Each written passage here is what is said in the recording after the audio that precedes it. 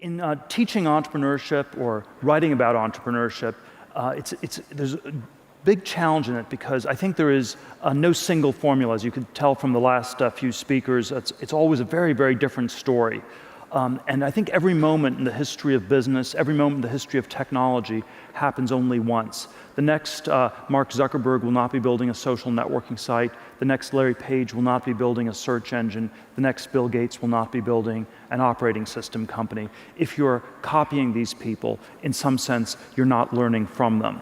And this is why I think there is no science to business. Science starts with the number 2. It starts with things that are repeatable and experimentally verifiable in one way or another. Whereas I think every great company is one of a kind. And the question is, how do you get from 0 to 1? And so the starting point for my book, 0 to 1, is this sort of anti-formulaic approach. It's to take this question of singularity and uniqueness as the central question. And I try to get at it through a variety of sort of contrarian questions. What great business is nobody building? Tell me something that's true that nobody agrees with you on. These are often quite hard questions to answer because we think it's hard to come up with some new truth, or it often requires courage because you often have to go against conventional wisdom in one way or another. I want to maybe share 2 or 3 of these contrarian truths that I believe that people generally don't understand. But my book 0 to 1 is a whole set of these things that I believe to be true that most people do not agree with me on. First big truth that comes right out of this idea of unique businesses. I think that if you're a founder or entrepreneur, what you want to aim for is monopoly. You want to aim to build a company that is one of a kind and that it's so far differentiated from the competition that it's not even competing. And I think the conventional wisdom is always that capitalism and competition are somehow synonyms. I believe they're antonyms. A capitalist is someone who's in the business of accumulating capital. A world of perfect competition is a world where all the profits are competed away. If you want to compete like crazy, then you should just open a restaurant in Chicago. And I think the great companies like Google, which is sort of the paradigm example I use, has had no serious competition in search since 2002, when it definitively distanced itself from Yahoo and Microsoft. And as a result, it's been generating enormous cash flows for the last 12 years. I sort of get at this, I think there are sort of 2 different reasons this monopoly and competition idea is not understood. One is somewhat intellectual, because the people who have monopolies don't talk about it. They pretend not to have monopolies for reasons that I will leave to your imagination. And the people who don't have monopolies pretend to have something unique about their business, because otherwise nobody would invest or give them any money. And so, and the way you do this is, if you have a monopoly like Google, you will pretend that you are in a much, much larger market. So you will never, as Google, talk about the search business and say, we have a 66% share of the search market, and we're much more dominant than Microsoft ever was with the operating system market in the 1990s. You will instead say that we are a technology company, and technology is this vast space where we're competing with Apple on iPhones, and we're competing with Facebook on social, and we're going to build a self-driving cars, and we're competing with all the car companies in Detroit, and there's just competition everywhere. And so it sort of gets obscured by making the market appear to be bigger than it really is. And then conversely, if you were to listen to my talk today and run out of here and decide you had to start a restaurant immediately, and you talk to various investors, and they'd say, well, I don't want to invest in a restaurant because I know they all go out of business, I will lose all my money. You will tell them some idiosyncratic story where this is a one-of-a-kind restaurant. It's completely unique and very different from all the others. It is the only British, Nepalese fusion cuisine within downtown Chicago. And so there's sort of this fictional story that gets told the other way. And so I think that because of these distortions that people tell about their businesses, I think this monopoly question ends up being very, very underappreciated and we sort of underweight it as a variable intellectually.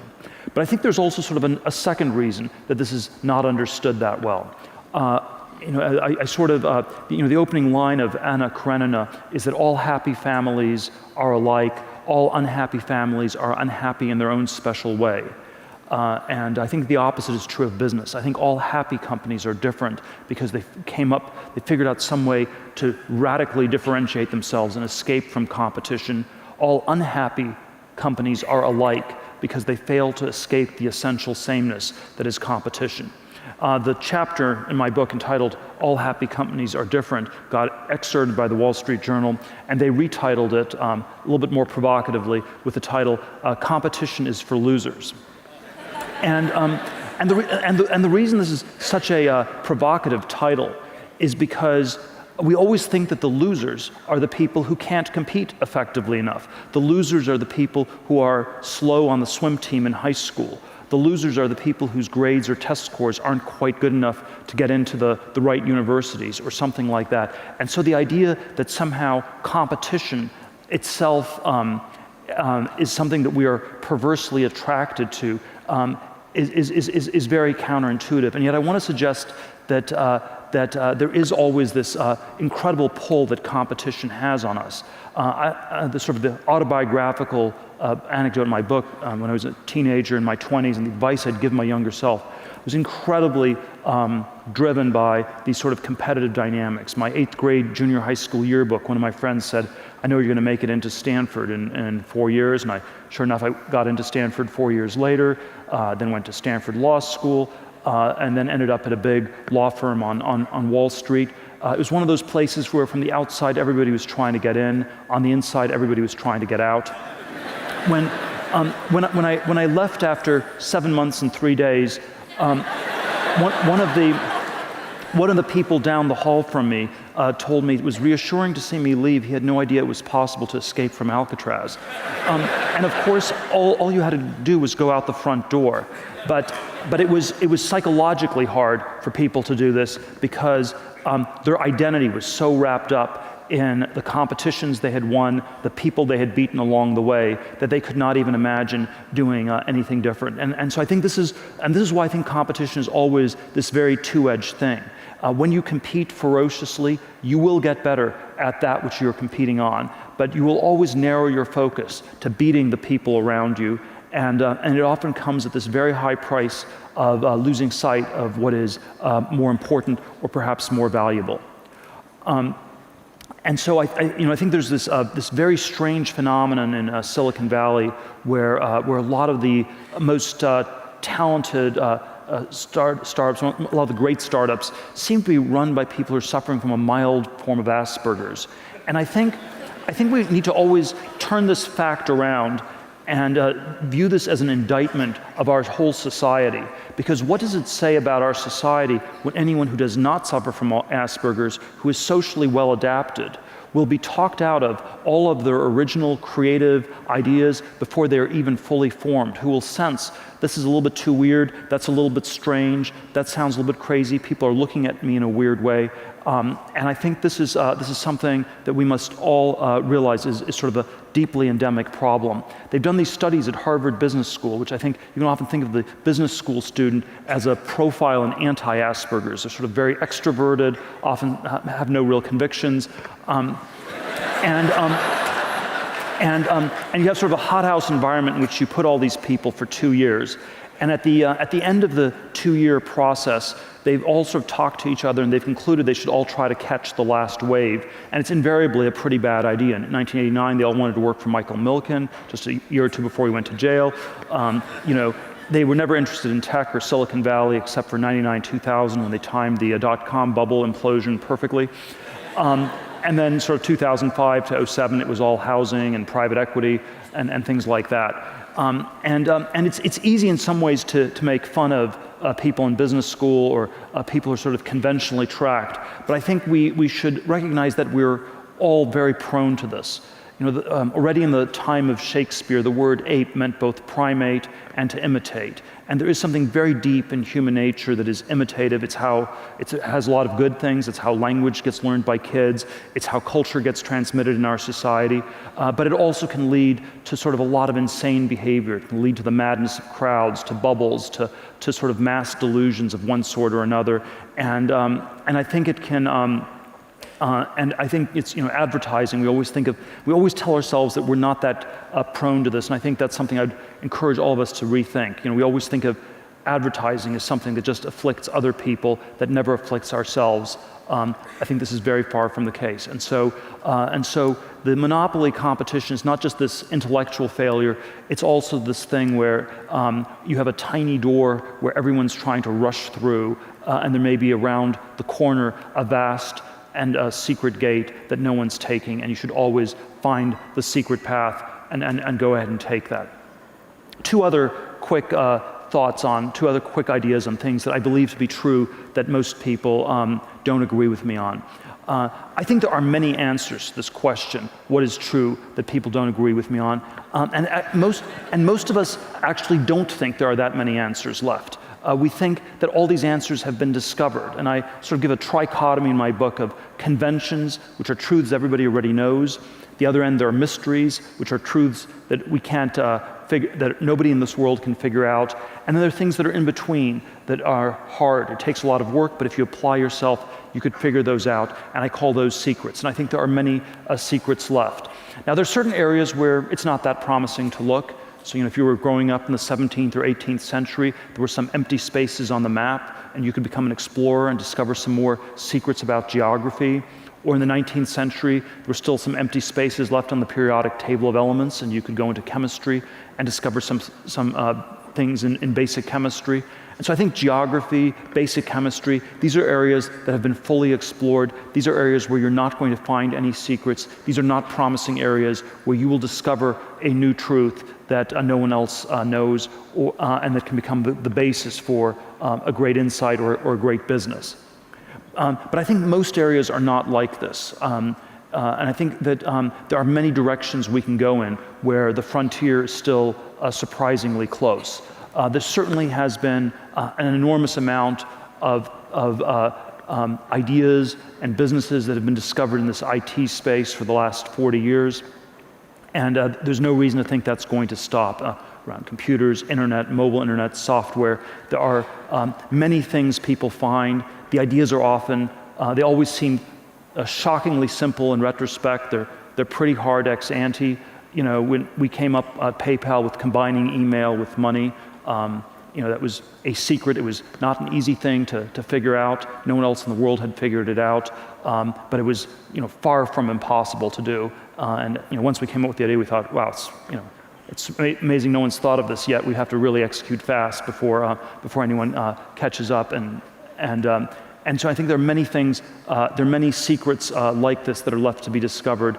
And we see this with all the new businesses that emerge in these areas. I actually think that we should try to find some in a number of other areas. So I think that everything from biotech to space technologies, all sorts of other areas of technology, I think have been somewhat underexplored in recent decades, and that it would be good if the cone of progress were not just this narrow cone around computers and the world of bits, but were expanded to include the world of atoms in many other ways. So, second idea is there are many secrets left for us to discover. Third idea that I'll end on, and this is the basic dichotomy in my book. I think for us to have a successful 21st century, we're going to have both globalization and technological innovation. And I think these are two very different modes of progress. And people often use these words interchangeably, and I think that's always a big mistake. I draw globalization always on an x-axis. I describe it as copying things that work, going from one to n, horizontal or extensive growth. China is the paradigm of globalization today, and to first approximation, what China needs to do in the next 20 years is just copy everything that's working in the West. You can maybe skip a few steps, but if it executes against that, the people in China will be much better off in the decades ahead. And then I always draw technology on the y-axis. I describe it as vertical or intensive growth, doing new things, going from 0 to 1.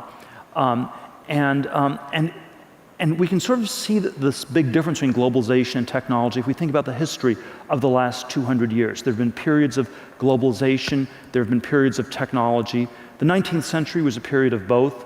From 1815 to 1914, you had tremendous technological progress and tremendous amounts of globalization taking place. After 1914, with the world wars, communism, all sorts of other events, globalization sort of went in reverse. The world became a much more disunited, much more fragmented sort of a place. But technology continued to go at a ferocious pace.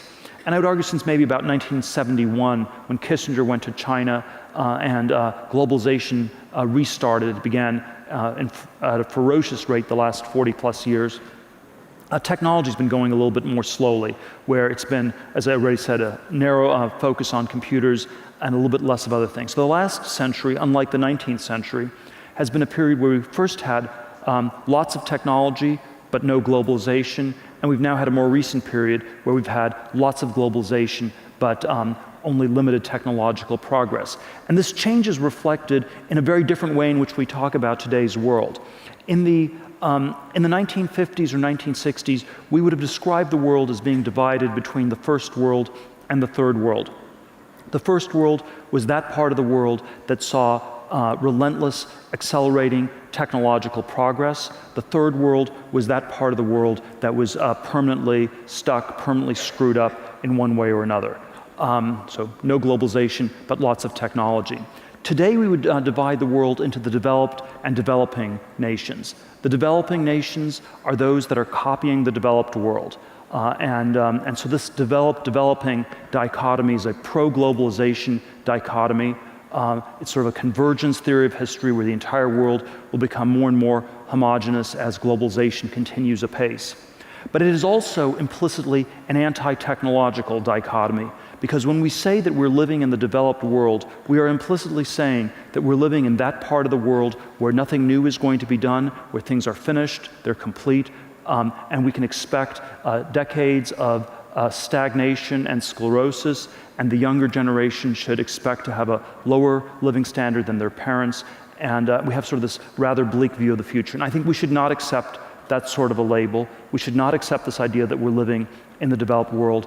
And so I will end by saying that I think we should always return to the very contrarian question, how can we go about developing the developed world? Thank you very much.